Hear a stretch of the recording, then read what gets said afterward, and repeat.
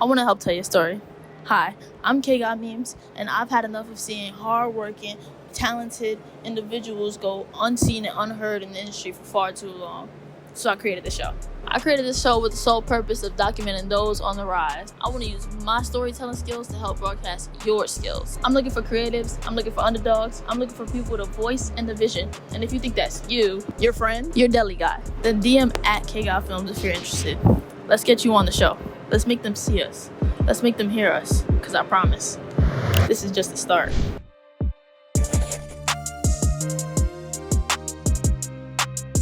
Today I'm here with pianist, music producer, music entrepreneur, HoodChopin. I say let's just get straight into it. Sure.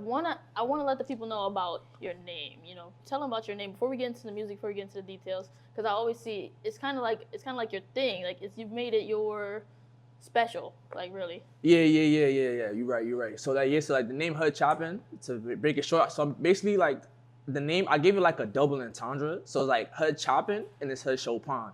So the HoodChopin part, right? So you know like the hood is short for neighborhood, and Chopin is a classical composer that like I listened to like heavily back then before I even started like playing piano.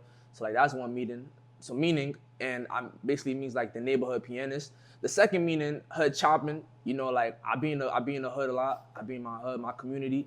So it's more of like a communal kind of name. So hood, like, you know, like the neighborhood, like the kid that kicks it in the neighborhood. You know, chopping means like kicking it. So yeah, so like HoodChopin, kicking it in the neighborhood. And then the first meaning means like the neighborhood pianist. So you know, like I love playing piano a lot. You know, I do it 24/7. So like that's my specialty. So yeah, that's HoodChopin or HoodChopin. I always see like you're saying like hood day or hood, you know. Yeah, hood day. You just kind of like interpolate it and everything. Yeah. Basically, that's nice. It's like your style.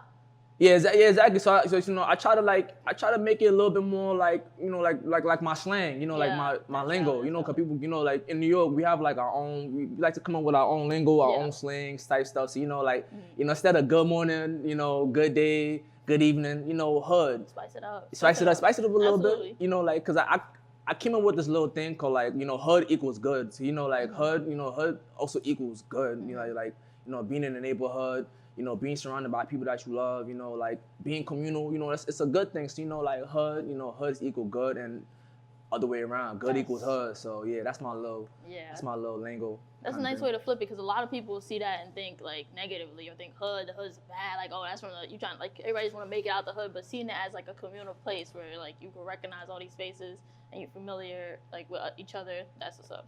Yeah, I agree. You know, like people try to give the hood a bad image, you know, like I wouldn't even blame them, but like not necessarily that the hood is always bad, and like, you know, like also not it's always good, but you know, like you gotta try to keep it in the middle. You know, like for those that really have a talent, for those that really try to see themselves having a purpose, you know, try to use that to give the hood a good name, a good purpose, and a good image. Okay, now let's get to what we're really in here for, the music. I really want to know, when did you start, you know, picking up music? What's your first like instrument? Yeah, so I started, man, and I'm only 23, so I've been doing this for about like 20 years basically. I've been doing it for like almost 20 years. I started when I was about 4 years old. You know, literally I just came out the womb just like as a natural, like, and not saying that as like a bragging thing, you know, but like, it just like literally, I don't know how, like one particular day, maybe like I was 4 years old. My mom bought me like toy drum kits, and then I just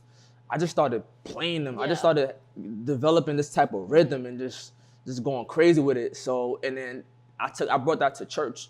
So, you know, my mom was always bringing me to church every Sunday. So, you know, I'll go from there and I'll just play, and I'll just watch the other instrumentalists just play and see what they do. And I was just and I'm a fast learner too. So I'm always picking stuff up like right there. So that's what happened. And yeah, so just from there, I just started playing like day and night. You know, me and my sister, you know, like my sister's also a singer, so we have like our own little band. Little band type shit. So we have our own little band, and yeah, from there, like we just day and night we were just practicing until like I officially started playing in church, like maybe 7 years old. I started playing in church, and I learned from other instrumentalists, pianists, you know, guitarists, drummers, and yeah, and from there, and then afterwards, I picked up the piano a little bit later. When I was 10 years old, I picked up the piano also in church. I had one of my older brothers. He not actually my older brother, but I called him my older brother at the time. He would take me to church and he would just show me around how to play certain things on the piano, and I just caught up from there. And yeah, now. Were you like in church? Were you learning sheet music? Was it like traditional, or were you just like they were like, okay, this is how you play this, and this is what this means, and you just kind of picking up as it goes? Actually, nah. So here's the thing, like, no, I had no formal training, no formal nothing. Actually, I taught myself. I taught myself everything I needed to know. I taught myself how to play drums. Also, I taught myself how to play drums when I first started playing, and then also the keyboard. I had just a tad bit of like, the go-tos and how to play this song, how to play that song, but nothing like sheet music wise, nothing like sight reading. So yeah, the piano, I just taught myself that. I mean, courtesy of like YouTube tutorials back then, but but I just messed around with it, played whatever I felt like playing, and then it just started to like be innate, and it picked up naturally. When did you see yourself like, not being something that you do in church? When did you realize like you wanted to just continue to make music as you grew older? I mean, it's so weird because like I never thought of it as like something I could do like big time, or like something that's like major. Like I would just do it for fun. Like every Sunday I would just go into church. Every Sunday I would just be in church, play the drums, play the keyboard, go home. Like I was just like a regular kid at that time. Like I wasn't really thinking about, oh, I could make a career out of it. I could make something like lucrative out of it. So I was just chilling, and it never really clicked until like high school, like maybe like my freshman year of high school, like when I started getting into like making beats, because me playing piano also came with me making beats at the time. So I was like, like maybe this could be something that I could make a career out of, because like people was like picking up on like what I was doing. They was like, yo, like you make beats or you play piano, yo, you could really make something out of it. So I was like, I didn't really think about it heavy at the time, but over the years I gave it more and more thought as like people were seeing what I was doing, and it just went from there. So I would just lock in. I would just lock in and just like go crazy with it. Because you say that, like what is you going crazy with it? What is you locking in pertain to? Like what's your creative process when it comes to scratch the music? You're like, you have a song in your head, how do you get it out? Man, like I'm just so on the spot. Like usually I'll like on my phone, I'll just record voice memos. I'll just like write down like maybe chords. I'll write down, or maybe like I'll just play whatever on the spot, and I'll just like improvise. Like I'm so improvisational, so I'll just do things on the spot. And like say if I'm making a beat and I want to make a melody, I'll just click down the melodies on the software where I make the beats at, and I'll just arrange them together, and then I'm so fast at like coming up with like melodies that I'm content with, and then I'll just follow from there. I throw on a beat, I'll throw on this, that, and then that's how like my creative process is. I don't like to overthink, certain things, certain stuff, so I'll just be on the spot. So you're not going in saying like, okay, I'm gonna make a pop song, or I'm gonna make a rap, or I'm gonna make a drill. It's just like whatever flows. Yeah, basically like whatever flows. I don't like to, and there is times where like I overthink certain things. We all have our moments where like we overthink certain stuff, but most of the time it's like just on the spot. And then and the things like people catch on to things that like you make within a short period of time. Like if you taking all these like maybe 4 or 5 hours or a day or two to make one track, or like it's just not gonna work out. And it depends though, but most of the time like when you're making things on the spot and like it's just right there, like people will catch on to it, and then like the flow is just it starts picking up. So Has learning music taught you anything about yourself? It taught me like I just have a flow. Like I have such an innate way of like making stuff, and like I said earlier, I taught myself how to, do all this stuff, learn melodies, play rhythms, just, so it told me like I could really pick up things just like that. And like, it's a gift. It's a, like not a lot of people could say like they have the innate nature of like learning things right on the spot. Like, people get taught how to play this, people get taught, and it's, it's okay, but to just have that God-given gift of like, doing things on the spot and just having a creative flow of improvising, because people would tell me like, yo, like how can you do that? And I think like I don't even know myself. I literally don't even know myself. So that's that's what I learned about myself, and just, you know, not conforming to like other people's, you know, not conforming to making other people's type of sounds, not conforming to other genres, not trying to be with the wave, Yeah. as people say. So, you know, I try to be on my own type of like trajectory, just making the stuff I want to make, and making what is comfortable for me. Yeah. And that's what people will pick up within the long run. Yeah. So that's what I was just about to ask you. Like, how would you describe your sound? Because now that you're saying that you just kind of just create. my sound. So this to give a little backstory, like of like my genres. You know, I'm pretty genreless. You know, like I grew up on R&B's, rock. I grew up on like heavy metal. You know, the Slipknots, the Slayers. I grew up on indie. I grew up on everything. You know, I grew up on Cyndi Lauper. So, you know, like just the sound for me is my main sound will be like maybe like a electronic, maybe like it could be like an electronic pop. You know, I like doing like a lot of synthesizers. I like heavy basses, distorted basses. You know, like actually this keyboard I have right here, this is like my personal piano. This is my personal Yamaha piano I make beats with at home. So I like to make a lot of 80s retro sounds. I make a lot of retro 80s sounds.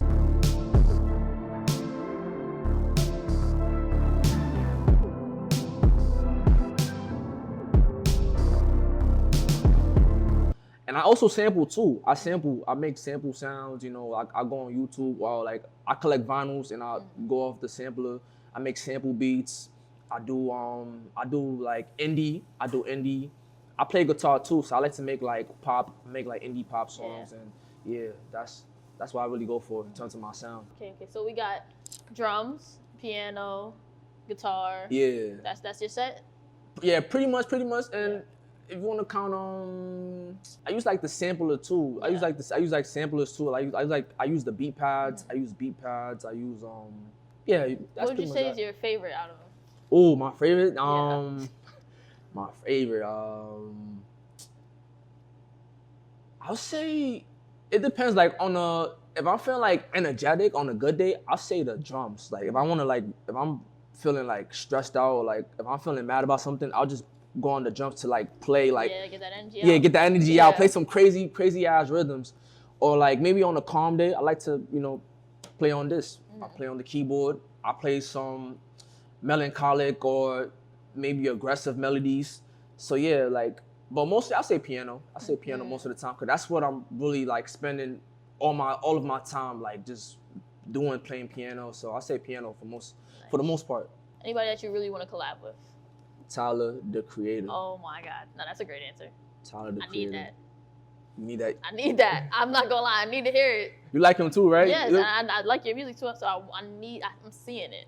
Just drip wise, like I know like a lot of people, especially in New York City, like this, you know, I come from the Bronx, so you know, like the Bronx is like very hip hop. It's like very like nowadays like drills, like it's like very melodic pop. So people won't really take a liking to Tyler the Creator. But I feel like me, like just growing up on a different path, just hearing all types of music, I feel like his sound and like his aesthetic too. Like see, like the way I dress kind of is like it just aligns so perfectly. And his sound, like he was like a standout kid. You know, he was the outcast. I was in some way the outcast, just listening to like different types of music outside of what the regular kids listened to, you know, back then. So like, and that's what I like about him so much, because he don't give a damn. Like he's him, and just the way, like his fashion too. He has a immaculate, and you know this too, right? His fashion sense is crazy, like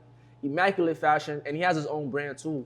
He got his own like clothing line. Like that's what I want to do in the future. Like, you know, for like my business endeavors, just like have a clothing brand. I see it. Clothing brand, like a cologne brand, and just, you know, just like deviate off that path. You know, once the music takes off like successfully. Yeah. You know, just once it start running itself. Yeah, basically. running itself. Yeah. In a couple of years, hopefully. So yeah. Oh, you know, that's a perfect segue, because my next question was gonna be, what's something that you want for yourself going forward? It don't even have to be all the way in the future, but something that you want to make sure you stay on top of. It could be music wise, it could be mentally. Just staying in touch with like who I am, like just That's a perfect question. that's a perfect ass question. That's a perfect ass question. Yeah, like just going down the line, just like blocking out the noise, cause growing up, I used to like listen to I should take advice from the wrong people, like just taking advice from like people that wasn't doing what I was trying to do. And I have like I could be stubborn sometimes because like people would tell me like, yo, like, do you really think this is gonna go off in a couple years? Like, do you really think what you're doing right now is gonna take off in a couple years? And it's like back then I would just overthink that because I was an overthinker back then. So just a part of that was just listening to what people would say, and like they're not doing it themselves. They're not doing it themselves. Like they're not really, they're not doing it. They're not trying to, or like they're not doing what I'm trying to do. So it's like nowadays I think about that and I reflect on that kind of stuff, and I'd be like, yo, you're not on my level, bro. So it's like me, what I'm trying to do, and I'm doing this consistently. I've been doing this day in and day out for years. Like I'll spend nights being in the studio. And funny enough, like where we shooting the spot, this interview at, like there's a studio right down the block from where the spot is at, where I used to go in the studio, spending my nights like from 3 in the morning, 4 in the morning, making beats, just grinding day in and day out, just being consistent, because I know what I want. I know the vision, and I like me knowing the vision, I know how to execute it. Like that's the most essential part. It's like that too, having the vision and like trying to execute it, like knowing how to execute it, not just having the vision and just leaving it stagnant. Do not leave the vision stagnant. Just go with that. Just go whatever comes to mind. Just go with it, execute, and just go from there. And everything will work. Everything will pan out to your favor in the long run. And keep God in the picture too. Keep God in the picture. Don't, whatever you do, I don't care what you're trying to do. Like if God is not in that image, it's never gonna pan out. I guess it's almost want to wrap it up, so I want to ask just like one more kind of question, is to give advice to like any younger kids that are just starting off, that's having the idea, like because a lot of kids like they'll give up on their dreams too early. Like you'll just say like so what's important about making sure you don't, if you want something, what would you tell them? And the thing is like, and I like how you said that too, cause like nowadays, in our time right now, like a lot of people our age are like go-getters. Like there's people younger than me that's like making millions, multi-millions, 6, 7, 8 figures right now off of doing what they love. Like streamers, you have the streaming sector, you have the gaming sector, you have the business sector. People are making clothes, merchandise, like beauty, cosmetics, like, and they're making so much like bread off of it. So it's like whatever you have a vision in mind. And what I said the last question, to respond to the last question, like just go for it, and don't take advice from don't take advice from nobody that's not doing what you're doing. To reiterate what I said the last time, don't do it. If you have something that you want to do, like anything that comes to mind, business, whether it be business, finance, you want to stream, like, because in the genesis of doing all that, it's not going to be easy, because like people might not see the vision. They might not see the vision because like they might be like, oh, like how much money you made from this? Oh, did you make anything from this? Are you getting traction? Are you getting attention? Don't worry about none of that. Trust. As long as you have everything figured out and you know how to execute it, more importantly, like I said the last time, have the vision, but have the execution, and just whatever you want to do, just apply your mind to it, and then do what you want to do, and find the right crowd too. Find the right crowd. If you have people that want to be streamers or whatever, like find people that also stream, find people that also make music, find people that also do business or want to do business, and keep yourself ingrained in that circle, and just go from there. Keep yourself ingrained in that circle and go from there, and just move as a team. Just play strategic and everything will pan out. I promise that. Yes, that is the most true thing. There's a song, it's a lyric. It's by Lil Nas X. He said, "Never take advice from a nigga that ain't tried." Bro. That's it right there. That's it. Never take advice from nobody that ain't never tried to do what you want to do. Don't. They couldn't even tell you what you should be doing. I'd more or less tell you what, like, don't listen to that. But we're all coming to our end, and we have to give the signature sign off. This is your camera. You're gonna look at it. You're gonna say, and this is just the start. You can add your own little piece of advice. This is just the start of whatever. Once again, this was a good interview. Very beautiful interview. Well needed. Once again, I'm HoodChopin, and this is the start to a very lucrative, successful journey. You can follow me on my Instagram, TikTok, Twitter. I'm on all platforms. Nice. HoodChopin, HoodChopin. Whatever time period, whatever time zone, whatever time of the day you're watching this, I hope you have a hood evening, hood morning, hood afternoon. My piece of advice, peer pressure from carbons turn diamond. You know what's crazy? I say pressure forms a diamond. What'd that make me? I like that. I like that. Peer pressure from carbons turn diamond. That's my motto. And yeah, like you're gonna go through a lot of pressure, significant stress, and that's a part of the journey. You know, nothing's gonna be easy. Don't think it's gonna be easy too. Don't think it's overnight. I forgot to mention that too. Don't think this is overnight. You really think you're gonna, oh, like tomorrow's gonna, no. That if you shit just ain't overnight, man. the shit's not overnight. Like It's she on the grind. Consistency, and this is you are a consistent motherfucker. You are consistent. Nah, man, don't do that. No, I see it. This is because if they go right now, and then I promise y'all go check out his stuff, you gonna find enough to be like, this is who you want to put your stock in, for real. Kudos to her. Kudos to Kaya, man. Like she really on the move right now. She really on the grind. You know, same as me, but you know, I really give her props for conducting this interview. Like she really took the time. Like she on the move right now. Her whole aesthetic, her whole brand, her whole image is really gonna pan out. See, like this is a very good example of consistency and dedication. She dedicated, so y'all better tap in. Remember, y'all better tap in and don't wait till she blow up to be like, oh, like I should have been there. Then I'm gonna charge you. She gonna tax. Cause then I'm taxing. She taxing. Today's price ain't today's price. She taxing. Oh She my God, taxing. bro. Either way, W interview. We out.